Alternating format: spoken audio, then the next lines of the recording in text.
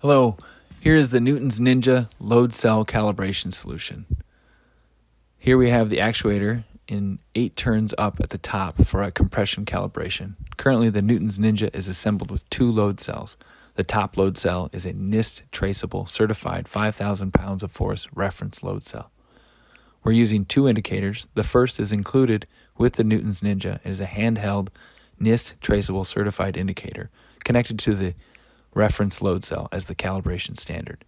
The second indicator shows data in pounds of force and newtons for the test load cell. The test load cell is rated at 1,000 pounds of force.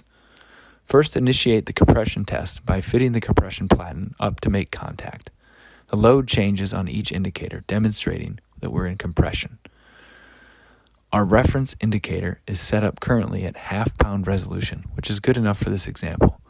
We'll begin the calibration by turning the actuator handles clockwise. Between 0 and 20 pounds, all the threads in the actuator are loading up, so you will see some nonlinearity. This is expected and is nothing to worry about. We'll perform a compression calibration with 5 points ascending to 1,000 pounds of force in 200-pound increments. We want to approach each increment without exceeding the target. Here's our first point at 200 pounds versus 200 pounds. You would then therefore record this on your calibration sheet. Moving on to the second point of 400 pounds, we hit 398 versus 398.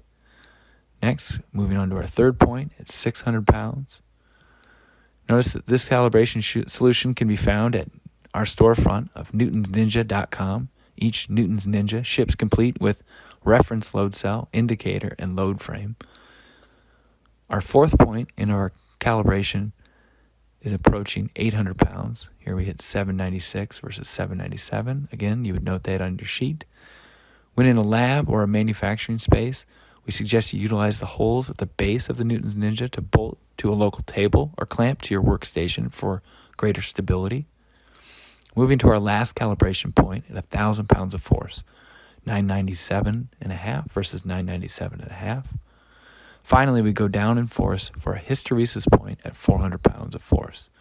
Indicators show 400. You complete the calibration by reducing the force to 0. There's a little bit of preload on the threads as it releases. This is to be expected again. When the indicators show 0, the load cell is free.